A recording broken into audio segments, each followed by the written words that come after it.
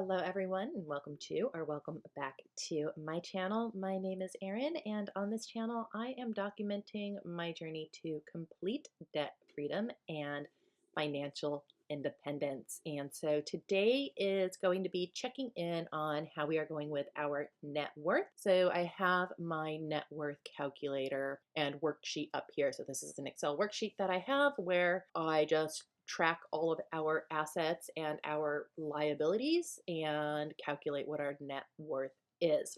So for November, still no change in the home value because we have not had a formal appraisal. So the house is still sitting at $470,000. I have $10,000 in cash on hand. We actually have a bit more than that, but because it's already earmarked to be used somewhere, I'm not including that. Our retirement accounts increased up to $372,171. So this is mine and my husband's superannuations combined. So if you are new to my channel in Australia, we have what is known as superannuation, similar to 401k, except our employer is required to provide a set percentage, so a minimum of 10.5%, or I think it's now 11.5% of a person's salary must be paid by their employer into their superannuation account, and then others can pay on top of that. For our taxable brokerage accounts, these are the ones that we just started in June when we finished paying off our debt. This is up to $10,658. And then I have this is just where I'm putting our micro investing, including crypto. And then for next year, when I make up my sheet, I'm actually going to break those out a little bit more so I can track each one a bit more specifically, but $115 there. So that gives us a total of $862,944 in total assets. This is an increase of $11,324 over the previous month. Gives us a year-to-date change of $168 or 1.33%. And again, the reason for that really low percentage number is because in July, I did take out putting in the value of our vehicles and some other money that we had, and that created a significant drop in our calculation. And I want to have the most conservative estimate possible for what our net worth is going to be, but giving us a year to date on our asset changes of 0.02%. Now, our only liability is still only the mortgage, and that mortgage is down to $392,547, which is still a large amount, but this is just one that is going to take time. So that gave us a monthly liabilities change of $1,600 and a year-to-date liabilities change of $52,901. So that means between the loan that we had at the beginning of the year, the credit card, and our mortgage payments plus additional mortgage payments, we have paid $52,901 this year alone to debt. And that was mainly getting rid of our personal loan and our credit card debt. So we have no other debt other than our mortgage. And let me tell you, that feels pretty darn good, but we are not in a rush to pay that mortgage off really either. That's not our main focus. We kind of have them split. So our year-to-date change in liabilities was 11.8%. And subtracting what we owe, so our liabilities, from what we own, our assets, gives us a new net worth of $470,397. That is an increase of $12,924 on the month, or a increase of $53,069 for the year. So a 2.8% increase for the month, 12.72% increase for the year, which is actually pretty good because we were aiming for about a 15% increase, and it would be much higher had we not taken out the vehicles, or even if we continued to include the vehicles, because we have, yes, we've gotten rid of one or two because we had a motorcycle burn up, but since we've picked up 2 motorcycles and another Jeep. And what I do want to show though is what would these numbers look like if we had not been tracking any of this from the beginning. So I'm going to switch over to a second calculator to show that. Here is the same calculator, just having taken out the vehicles in the other for the entire year until we get up here when I started with micro investing. So that would have given us at the start of the year a total in assets of $779,476. a total in liabilities of $445,448 for a net worth of $334,028. Looking over the entire year, then we would have increased our year-to-date asset change, increased that by $83,468. This is no vehicles. This is no increase in the house. This is all entirely cash on hand and investing. Those are the only two things really that are calculated in there, because you can see I have not changed what the estimated value of our home is because we have not had a formal appraisal. So we would have a year-to-date change on assets actually of 10.71%.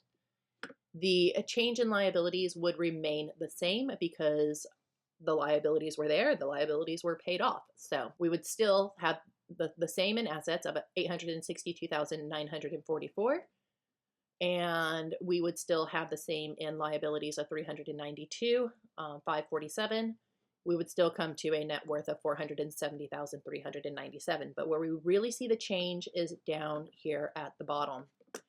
And so you can see that if I had not included our vehicles or other items for the entire year, that would have given us a 40.83% increase in our net worth over the year, for a total increase in net worth change of $136,369. And that is, again, entirely by paying off debt and investing as well. So same numbers, very different picture that gets painted in terms of how you interpret those numbers depending on what you have or do not have included in your net worth calculator.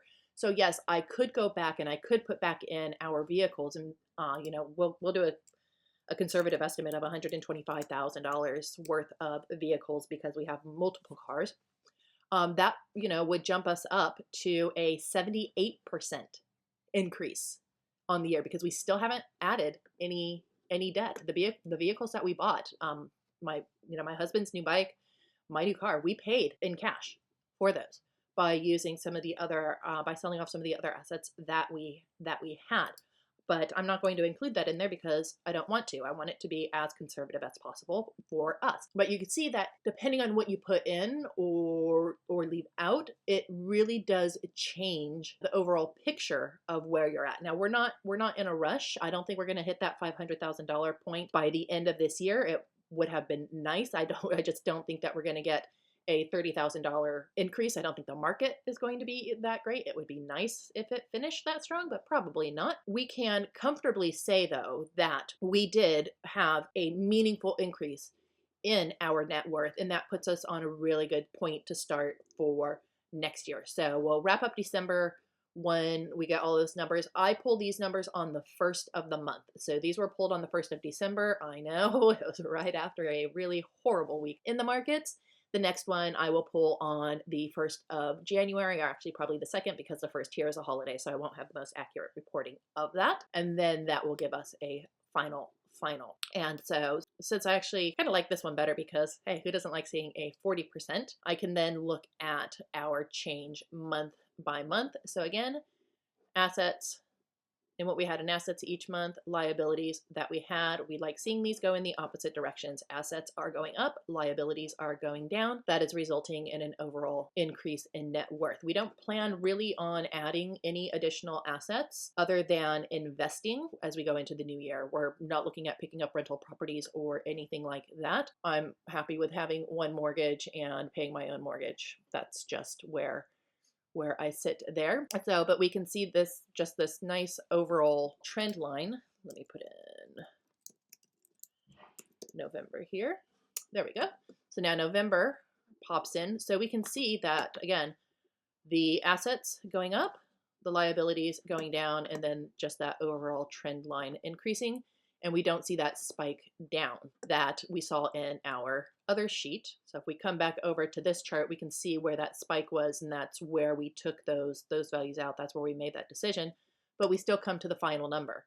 And this is also why, as a numbers person and as a stats nerd, they say there's lies, there's damn lies, and there's statistics, because looking at these numbers, you can interpret it very different ways. A 12.7% increase as compared to a 40% increase when the ending numbers are exactly the same. It just depends what was included in the calculation and what was not. So that is where we are sitting at heading into the final month of the year. Can you believe 2021 is almost done already? Just a couple more weeks to go.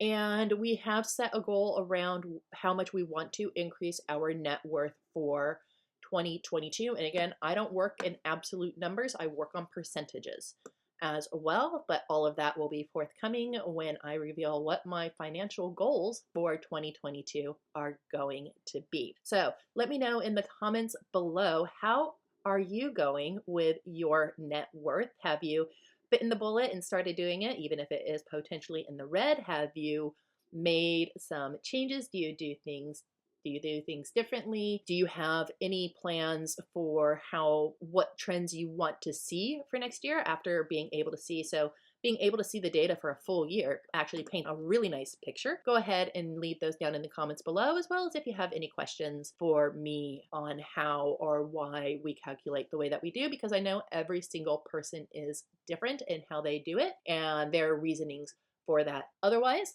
as always, do remember to show kindness, choose gratitude. Actually, choose kindness, show gratitude, or you know what? Either way you do it, kindness, gratitude, positive mindset. Those are the three things that you need to keep in mind, and I will speak to you in the next video.